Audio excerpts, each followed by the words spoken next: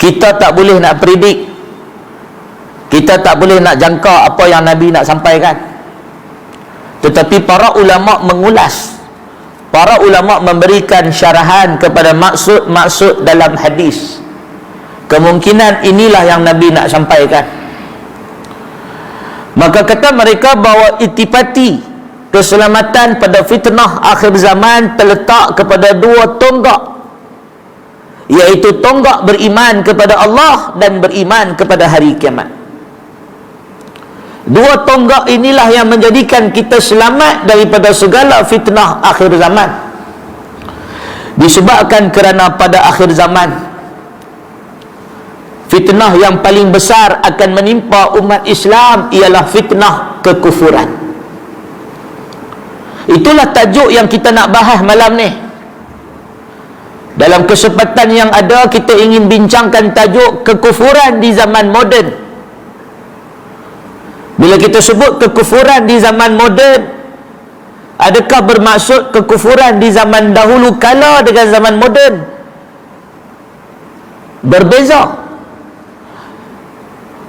Maksud kekufuran yang sebenar ialah perbuatan seseorang yang derhaka dan ingkar kepada Allah Subhanahu wa ta'ala. Dalam bahasa Arab disebut oleh Imam Ibn Manzur, kufur ini adalah satara syai', menutupi sesuatu. Kufur ni maksudnya tutup sesuatu. Satara syai', menutupi sesuatu yang mana disebabkan tutup benda tu, dia jadi rosak. Kata Imam Ibn Manzur dalam Lisanul Arab, kufur tu maksudnya kafara. Kafara ni maknanya satara, menutup sesuatu sehingga merosakkan apa yang ditutup. Ibarat pokok, kita pergi tutup dia daripada cahaya matahari, tak kena cahaya matahari, tak kena hujan, pokok tu mati. Maka kufur dia bermaksud menutupi. Seseorang yang menutupi hatinya daripada dimasuki hidayah dan kebenaran. Seseorang yang berada dalam keadaan ingkar, seseorang yang berada dalam keadaan degil, bongkak dan sombong, maka itulah yang dimaksudkan kufur dalam Islam. Dan kufur juga bermaksud mendustakan Allah Subhanahu wa ta'ala, dan tidak beriman kepada Allah disebut sebagai kufur. Kerana orang yang tidak beriman, dia menafikan kebenaran, hidayah dan petunjuk yang tidak dapat ditutupi oleh sesuatu pun. Muslimin dan muslimat rahimakumullah, maka pada akhir zaman, cabaran yang terbesar yang akan dihadapi oleh umat Islam, tuan-tuan dan puan-puan, cabaran yang akan membahayakan kita, anak-anak kita, cucu kita adalah kekufuran. Pasal apa kufur ni jadi cabaran yang paling membahayakan kita? Adalah kerana manusia semakin lama semakin pandai. Dan bila manusia semakin pandai, manusia semakin faham banyak perkara, manusia menjadi semakin sombong dan angkuh, dan manusia menjadi semakin kufur. Tuan-tuan dan perempuan yang dikasihi sekalian, dulu-dulu, zaman dulu, sebelum ada ni alat-alat moden, ada handphone, ada telefon tangan, ada alat remote control screen dan sebagainya. Dulu-dulu nak beriman ni mudah. Sebagaimana yang disebut oleh Abdullah bin Mas'ud, sahabat Nabi yang meninggal dunia pada tahun 32 Hijrah. Kata Abdullah bin Mas'ud, kunna nata'allamal iman, kami belajar iman dulu, baru kami belajar Al-Quran. Dan bila kami belajar Al-Quran, kami mudah mengamalkannya sebab kami dah ada iman. Dan benda yang sama disebut oleh Abdullah bin Umar, para sahabat Nabi. Mereka kalau baca Quran, mereka hanya mengaji atau baca ayat-ayat Quran tidak lebih dari 10 ayat. Mereka tidak tambah ayat yang baru, melainkan mereka terlebih dahulu mengamalkannya. Sudah amal baru tambah ayat yang baru.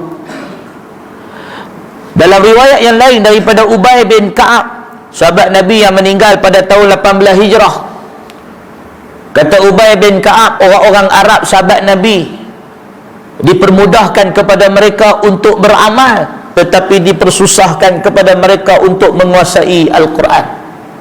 Dan akan datang kepada kamu satu zaman apabila anak-anak orang ajam ni orang bukan Arab, dipermudahkan kepada mereka untuk menguasai Al-Quran, tetapi dipersusahkan kepada mereka untuk beramal. Muslimin dan muslimat rahimakumullah, zaman sahabat Nabi, zaman tabi'in, zaman tabi'in, zaman para ulama salaf, maklumat yang ada pada mereka tak banyak, tetapi amalan mereka banyak. Seorang ahli hadis pada zaman Imam Ahmad, mungkin ada hadis pada dia beberapa ratus hadis. Pada zaman sahabat Nabi, seorang sahabat Nabi mungkin ada 1000 hadis, 2000 hadis.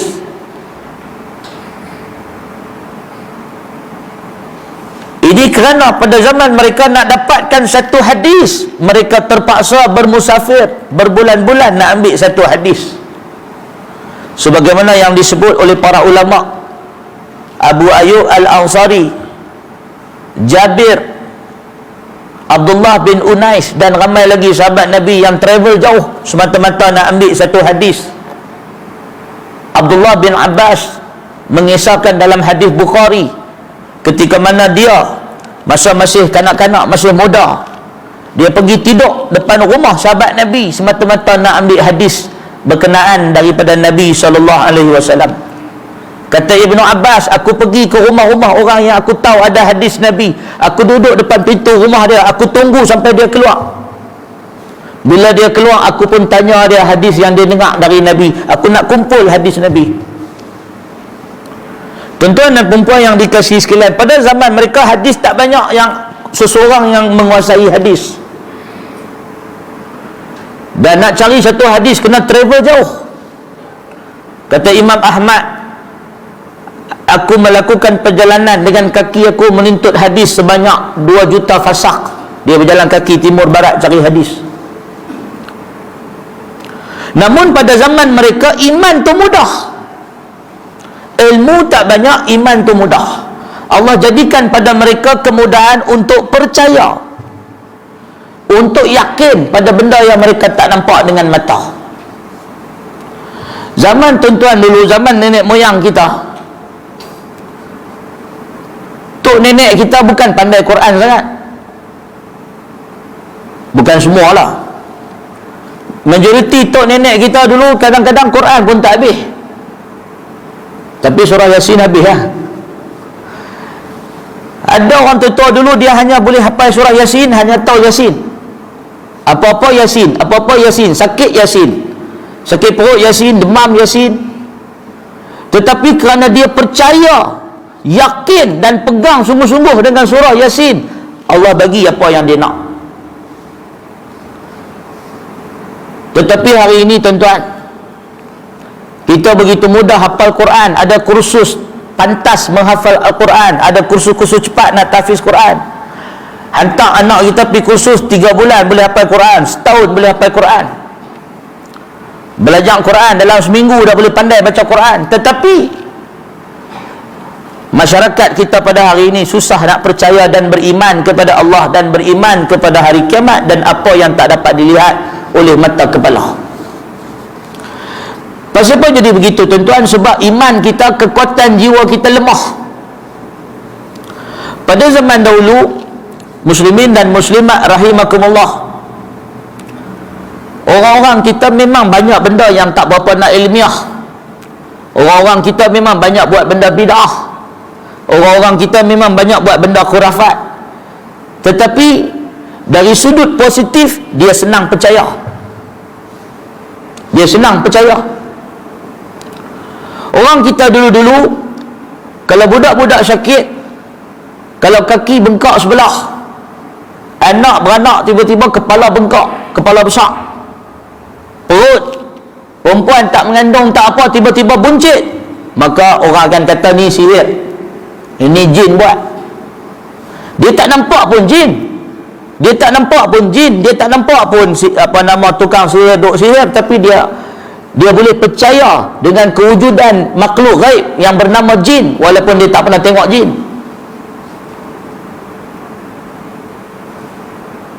Sebab pada zaman itu ilmu tak banyak. Dia boleh meneroka hutan-hutan berlukak dan sebagainya, seorang diri tebang pokok, tebang balak dan sebagainya, buat kampung, buat rumah, buat ladang. Orang-orang pada zaman dahulu kerana ilmu yang sedikit, mereka jadi berani, mereka jadi yakin, mereka jadi percaya.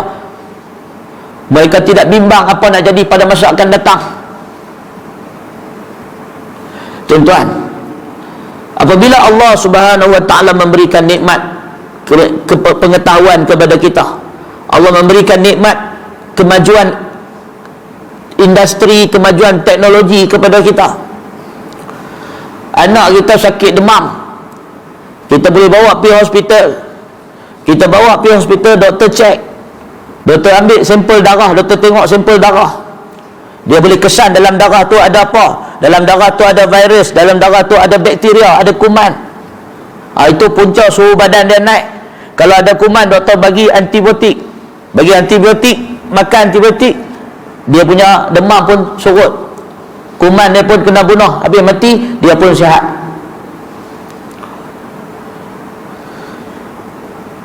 Ada perubahan fizikal, perut buncit, kepala besar, bawa pergi jumpa doktor, doktor cek, pergi buat x-ray, buat scan, doktor tengok dalam kepala rupanya ada sel, ada ketumbuhan, rupanya ada kanser, bukan jin, kanser.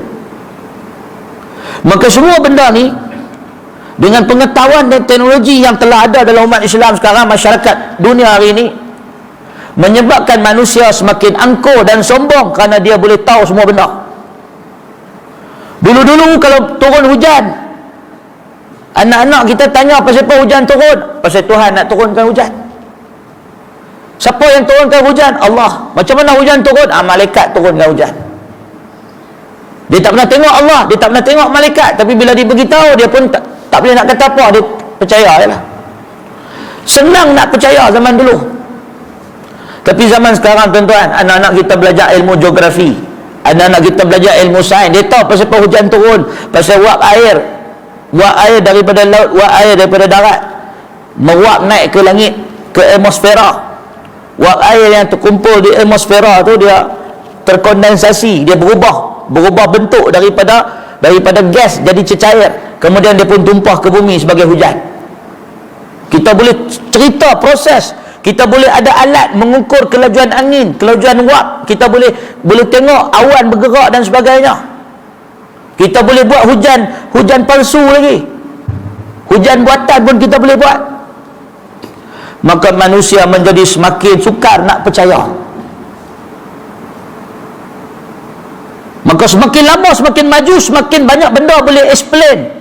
Kenapa begini, kenapa begitu, boleh explain dalam bentuk sains dan teknologi. Manusia menjadi semakin susah nak percaya.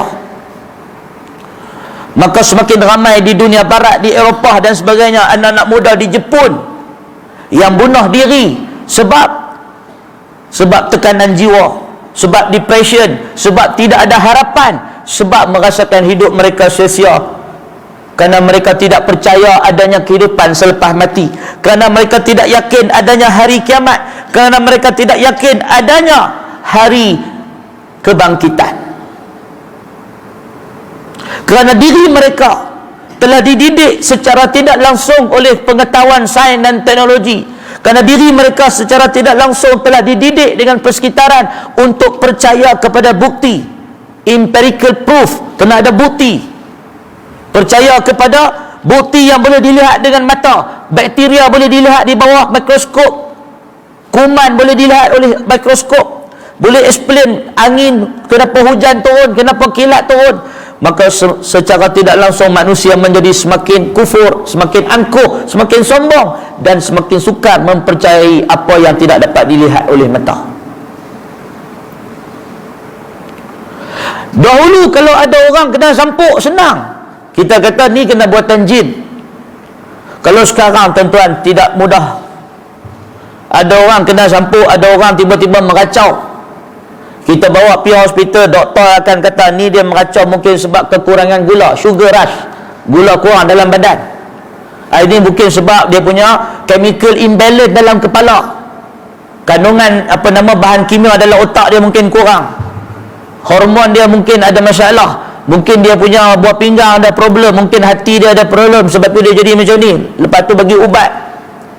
Bagi ubat tiba-tiba sembuh. Maka semakin hilang kepercayaan adanya jin dan syaitan. Maka lepas ni orang kata betul ke ada jin, betul ke ada syaitan. Mana tak nampak. Semua benda boleh explain. Mimpi. Dahulu mimpi, tuan-tuan, mimpi. Kita kata mimpi dalam hadis, mimpi. Para ulama' dia sebut mimpi ni dari syaitan, mimpi ni daripada Allah. Mimpi tu mainan tidur. Pakar psikologi pula buat kajian pasal mimpi, pasang gelombang otak wayar elektrik apa semua, dia cek dalam komputer, tengok gelombang otak, pergerakan otak ketika tidur, otak separuh sedar, otak separuh sedar, otak ketika tak sedar. Otak orang koma, dia buat kajian gelombang otak macam mana berfungsi. Dia explain everything, kenapa mimpi terjadi. Kita ada pemikiran separuh sedar kita yang berfungsi. Dia explain everything untuk sampai ke satu tahap bahawa semua yang berlaku ni boleh explain. Seolah-olah tidak ada Tuhan, tidak ada malaikat, tidak ada kuasa yang mentadbir segala-galanya. Dan inilah yang sedang dihadapi oleh anak cucu kita. Kita mungkin selamat, kita pernah hidup di zaman yang tidak ada teknologi. Kita mungkin selamat kerana kita percaya adanya kematian, adanya hari kebangkitan. Kita pernah diberi oleh Allah pengalaman hidup. Bagaimana dengan anak cucu kita dalam zaman teknologi? Zaman ketika mana mereka tidak lagi ada kekuatan untuk percaya kepada suatu kuasa yang mereka tidak dapat lihat dengan mata kepala. Muslimin dan muslimat rahimakumullah. Itulah yang kita sebut pada malam ini kekufuran di zaman moden. Muslimin dan muslimat rahimakumullah. Maka sebab itu ketika Nabi SAW menyampaikan dakwah Islam, yang mula-mula mengikuti dakwah Nabi, seruan Nabi, orang-orang lemah, golongan mustada'afin, adalah golongan hamba, orang-orang miskin, orang-orang yang tidak berpelajaran. Manakala golongan-golongan bangsawan, golongan cerdik pandai, golongan-golongan yang disebut seperti Abu Jahal, yang pada awal Islam, pada zaman jahiliah dia disebut sebagai Abul Hakam, bapa orang bijaksana. Dia dan golongan yang cerdik pandai tidak beriman kepada Nabi SAW. Mereka mempersoalkan adakah tulang belulang yang telah mati akan dapat dihidupkan. Mereka mempersoalkan di manakah Allah. Mereka mempersoalkan adakah akhirat dan kehidupan selepas mati.